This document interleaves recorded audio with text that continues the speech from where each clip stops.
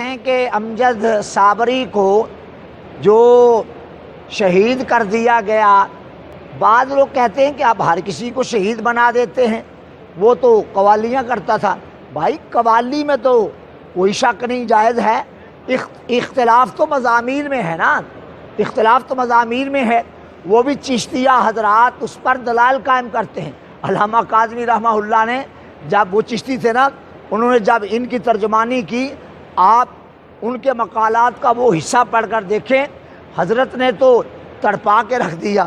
بعض علماء نے پھر ان سے گزارش کی ہاتھ جوڑ کر، حضور اتنا آپ نے، تو آپ نے ہمارے بھائی میں چشتی ہوں تو میں نے اپنے اکابر کا دفاع کیا ہے، ٹھیک ہے، یعنی میں قادری ہوں، میں مضامین کو درست نہیں سمجھتا، اور چشتیہ اس کو صحیح سمجھتے ہیں، چشتیہ اس کو صحیح سمجھتے ہیں، لہذا وہ قوالی کرتے تھے تو کیا ہوا، اور ان کو ناحق مارا گیا، شہید ہے۔ حدیث پاک میں آتا ہے ایک بندہ دیوار کے ساتھ بیٹھا تھا یا کھڑا تھا، دیوار اس پر الٹ آئی، گر گئی، اس کے نیچے آ کے مر گیا، فہو شہید۔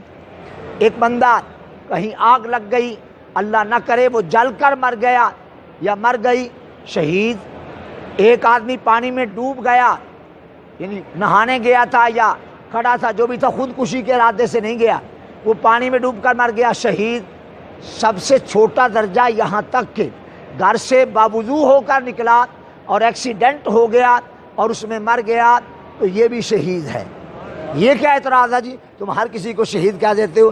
اللہ جس کو شہادت کا کوئی درجہ دے، ہم اس کو بیان کرنے والے ہیں، نہ کہ منوانے والے۔ ہم لوگوں کو یہ تھوڑا کہتے ہیں کہ فلاں کو شہید مان لو، ہم کہتے ہیں ہمارے نقطہ نظر کے مطابق اس پر لفظ شہید کا اطلاق ہوتا ہے، اور اس کے بہت سارے درجات ہیں۔ سب سے اعلیٰ درجہ شہادت کا وہ ہے کہ کفار للکاریں وہ میدان میں نکلیں اور اللہ کی عزت کے لیے اور اللہ کے محبوب کی شان و ناموس کے لیے اپنی جان کا نذرانہ پیش کرے، یہ سب سے اعلیٰ درجے کا شہید ہے۔ اور جہاد کا مطلب ہے دفع الشرک والمشرکین، یعنی شرک اور مشرکین کو پرے ہٹانا، دفع کرنا، اور باقی انسانوں کو موقع دینا کہ میدان صاف ہے، آپ دین کا کام کرو۔ جی اور کوئی سوال؟ میں قبر اندھیری میں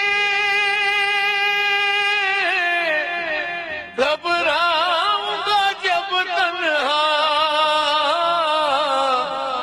امداد